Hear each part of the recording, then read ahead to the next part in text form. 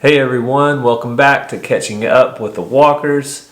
Thank you so much for stopping by and spending a little time with us. Hopefully you got you a warm cup of coffee and you're in a warm house. Maybe it's not too cold where you're at. It finally warmed up in Oklahoma, but guess what? Could you guess what's going to happen tomorrow?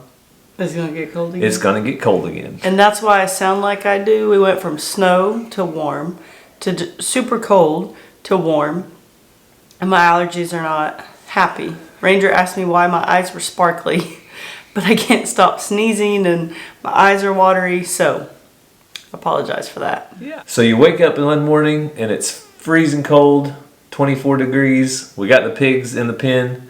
The next day it was in the 60s. Today I think it's going to be nice, but tomorrow it's going to be cold again. So what are you going to do? Sneeze, cough, blow my nose. And drink a cup of coffee and have faith, because I've got faith that this cold weather is going to move out soon. We're going to have beautiful spring weather for the Okie Homesteading Expo. I'm calling it out right now. There's going to be really nice weather there that day. Haven't looked at the no rain. Haven't looked at the super extended forecast, which it would change 70 times. But I want to speak it into existence. Sometimes you just have to put it out there, put it into existence, have faith that it's going to happen, and it'll happen. That's just like me. About 15 years ago, okay? About 15 years ago, I had faith. I had faith that the perfect woman was out there, and all I had to do was find her. And guess what? 15 years ago, in one day, Cassie and I went on our very first official date. We did. It was on Valentine's Day. We didn't really go anywhere. Well, we had our very first official date. You drove a long ways to come see me up at college. I think we met at Walmart in the parking lot and bought groceries. That's probably where I should have turned around and drove back to Locust Grove. No. So we thought coming off of Valentine's Day it'd be a good time to catch you guys up on Cassie and I and how it all got started. Well, I think we've talked about how we met at an OU football game. We had mutual friends, but today we're talking about our first date. So we had mutual friends. We had hung out with friends, and then Gary started stalking me on Facebook. I think it was the other way around. But and I didn't have a MySpace, but I had a Zynga or something. Zynga? Something like that. So anyway, our official first date, Valentine's Day, 15 years ago yesterday, and we met at Walmart at the parking lot. We went and bought groceries. See, I didn't even remember that part. I just remember going to Seminole, where Cassie was going to college. Yes, well, I was an assistant coach there for volleyball at that time and going to college in Ada. But I'm a terrible cook. I was not a good cook. No, don't say terrible. Okay, then I was not a good cook. Now I'm a little better. But Gary's always been an amazing cook. So we had this bright idea to cook a meal. And we cooked poppy seed chicken. I had never cooked that. I don't know why we picked that. I don't know if you've cooked it since. Maybe cooked it once or twice. I think we got the recipe from our friend Allison. And I don't remember what else. And a cheesecake. Beans, based off of that picture. I saw that on the picture. Why did we have beans? I don't know. So Out of a can. I want to put a picture up right now of this is Cassie and I on our very first date 15 years ago. On Valentine's Day. Apparently we thought... Where'd you find that picture? Valentine's Day was the day. We have a hard drive that has all of our old pictures on it. And you randomly found it today. And I found it, yeah. Yeah, I thought, I know it was out there. I knew it existed. I didn't have to go dig through like a chest of drawers of pictures, photo albums. It was like 4 clicks away. Well, the meal apparently was very good. It was very good. We made a cheesecake. A homemade cheesecake. That was... Because that's our favorite. That was the kicker. I think that did it. Gary brought me 8 gifts. I did. I did not get him anything. You were not supposed Did I to. get you anything? To me, the Valentine's Day, the guys gets the gifts to the girls. That's just the way I see it. But I think I didn't get you anything this year, so I think I showed up. I showed up with flowers. Was it earrings or necklace? Necklace. Flowers. A necklace. Some deer jerky cut in the shape of hearts. Yes. Yep. I love jerky, especially deer jerky, and Gary made some. And it was a nice touch. A little desk calendar thing. I still have on my desk at school. And it was, I think it had a religious play on it. It was like scriptures. Yeah, it's a daily scripture, but it has hearts and things on it, I believe. It looks Valentine's-y, and it was scripture. 15 years, I should have all those memorized. Yeah, she should. And what else? You said 8. I don't remember maybe a movie or something, a DVD. I was always buying movies then. Cassie was a DVD buff. Flowers, a card, necklace. What else did you say? Deer jerky. Yeah. But keep in mind, there was 8 of them. I know there was like 8 of them. This was our very first date ever. Yeah, and he brought me a ton of stuff, and I thought, who is this guy? And I brought her all that stuff because it was Valentine's Day. I didn't want her not to be empty-handed on Valentine's Day. I thought the world of her, like after, meeting her, and I thought, man, she needs a little bit of everything. So yeah, I can't remember what else is in there, but I'm sure Gary is the best gift giver. And every one of them had a purpose, and every one of them was amazing. And he won my heart, but he also freaked me out. So. Yeah, I'm good at doing that, apparently, freaking people out. So, fast forward past Valentine's Day, and from there it was just, I had many more trips to Seminole, because that was like a 2-hour drive from here, 2.5. The very first and only speeding ticket I ever got, by the way, was going to see you. Yeah, why were you driving so fast? It was going into Muskogee, okay? And there's 3 lanes of traffic both directions. And it goes from 2 lanes to 3 lanes. And guess what the speed limit does? Go slower? It drops from like 55 to 35. Muskogee, Oklahoma. They don't smoke marijuana in Muskogee, but they do have a speed trap there where it goes from 2 lanes to 3 lanes. It's like it widens out and the speed limit drops. Who thinks of that? I don't know. And the guy had no mercy and gave you a ticket. Yeah, but luckily I was going like 65 and a 35, and it could have been a lot of a ticket, but since it was a city police, it was like $85. And I went to the court. He said, just go to court, and if you pay it, it won't go on your record at all. So I went to court, I paid it, and it didn't go on my record at all. And so, unless State Farm's watching, and I never sped, I didn't do any of that. No, that's my only speeding ticket. I was in a hurry to go see you, apparently, and yeah. I've never had a ticket. I got a ticket. Wait, I have had a ticket. What? A couple of years ago, that one cop that kept pulling me over. Oh. Anyway, that's a different. That's a whole other video that ended with a cease and desist letter. We don't have to go there. We don't have time. You might watch YouTube. We don't have time on this video to cover it. If you guys want to hear about the worst cop in Oklahoma, we can definitely fill you in. Or you can just Google it. He'll pop up.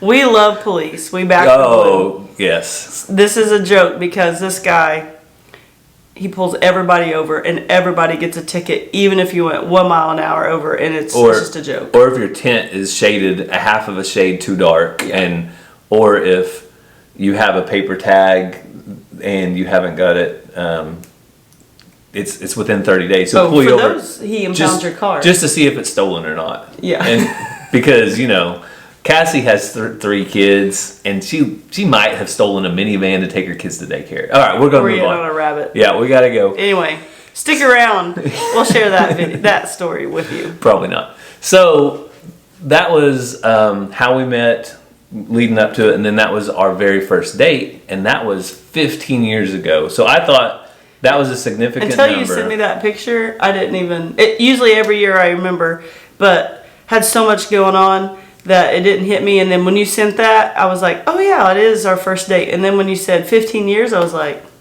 that's a long time. Yeah, it was 2007. Both of us were still in college. about ready to graduate that upcoming May, and yeah, you add 07, and then you take 22 on top and minus 07, and it's 15 years. I had to do the math like 11 times, but it kept coming out to 15. So Well, that's good. I just would have used my calculator. So that was been a really good 15 years. I have to say Happy Valentine's Day yesterday to Cassie, but we had a good day. I got Cassie a giant card. So I'm not going to talk about all the little junk things I got, but I got this card that's like 3 foot tall. It was really big. And the kids like signing it. They had fun with it. So. Yeah.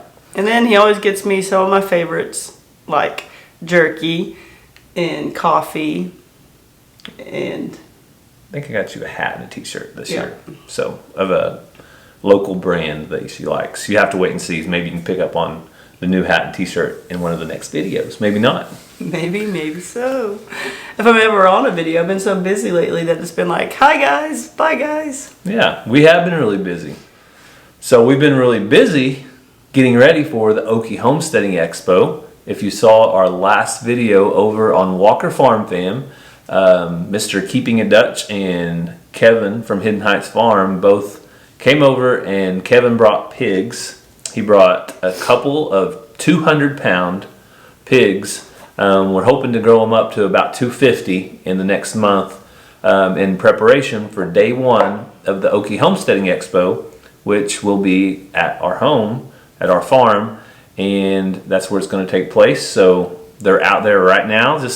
I'm pointing that direction. They're right over there, and they're probably inside their hut because a little like sneak peek. This isn't out on Walker Farm Fam, but we put some extra bedding in their hut, and they're loving it. So. Yeah. So Kevin brought the pigs. Keeping It Dutch brought the hut, and a lot of people on that video were like, "You didn't give them any straw."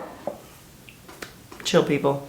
So it's been warm. It's been like last night. It was 50 degrees. Gary did. So they are in our garden. So I know some people use like the straw method for their gardening, but for us, we would rather not put straw and hay in there to like seed the garden for weeds and things later. But we gave them some.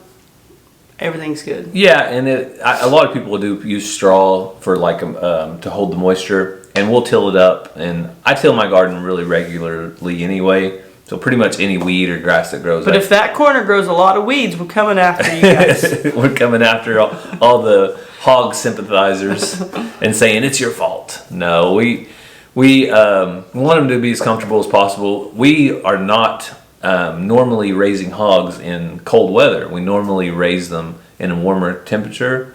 That's our preference. But the whole timing of the expo, it worked out where we'll need them for about 30 days. Another thing that people are saying is, do you really want those hogs so close to your house because they're going to stink? Well, we're only going to have them for 30 days, and the temperatures are not going to be hot. So I'm not worried about it. Are you worried about it? I can toughen it out if they do stink. There you go. So we'll make it one way or the other. And we're doing it for the people. Yeah, we're doing it for the expoers. We have surveillance on them too. So they're in view of our camera.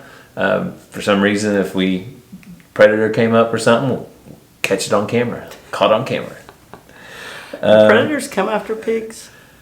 I think predators. I think pigs are the predator. Yeah, most of the time pigs the are wild hogs here anyway. Yeah, we had our hogs back in the back of the place where coyotes and stuff come through all the time, and they've never had any issues. So they must not be very low on the food chain, high on the food chain. Coyotes, I guess, don't like bacon. Probably too much work. Yeah. They're thick-skinned. Also, they've seen right in the middle of that video of us getting the hog in the shelter, we discovered new baby goats, or new kids. I keep saying baby goats. I'm not used to saying kids. Just doesn't sound right. So we had another set of twins born, another set of kids, and that was our second set. On our last Catching Up with the Walkers, you saw Shadow had twins, and some of you were asking, she had one boy and one girl, and then the second doe that had twins, or second nanny that had twins, had another boy and girl. So now we had 4 on the ground, and I don't remember if it was on that video or not, but another one had single. Yeah. So there was 5. It was a girl. So that's 5 kids on the ground right now, and 3 girls, 2 boys. They're all doing good. Mamas are excellent. These Kikos so far has been excellent nannies. They're taking great care of them. I haven't had to do anything. So these nannies originally came from Dutch when he and Brandy decided to sell their little homestead and go off grid. But originally they came from Bodar Kiko.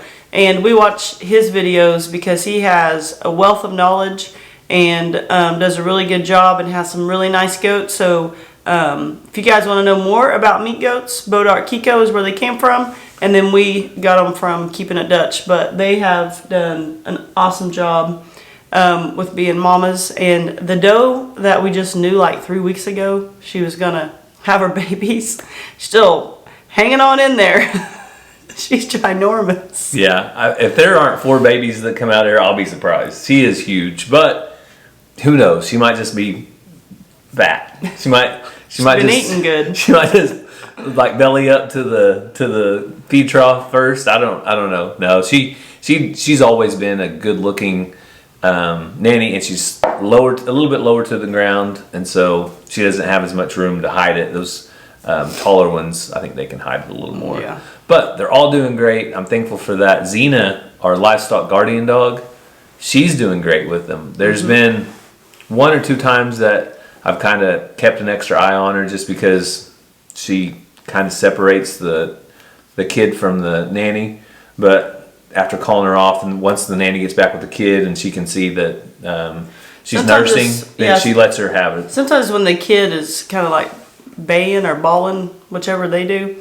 And so Xena's just trying to figure out if there's a problem, what's happening. She goes into a motherly mode, is what I would kind of call it. She'll just sit there and surround it. And like any other goat that comes up, she's like, no, you're not going to bother this kid because it's sitting here bawling, and like she's protecting it. Yeah. But some of our more forceful nannies, they'll just go up and push her out of the way and get to their kid. But one of them is not as forceful. And but when I called Xena back, she got in there and started nursing. And then I let Xena go back, and then she realized, oh, that's her baby. That's why. So yeah, it's all good. I think Xena's just a pup too. She's 1 year old. She's learning right along with them.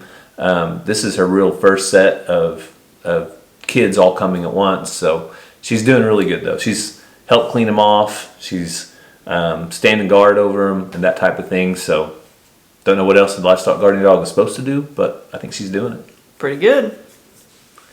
So as far as what's coming up, we got more kids to hit the ground, so you guys stick around for that.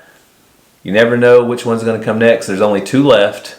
If the one I thought's going to go first is very last, I'm going to call it. I'm done. I'm done with goats. I'm just going to put them up for sale. If you guys are interested, let me know. No, I'm not really.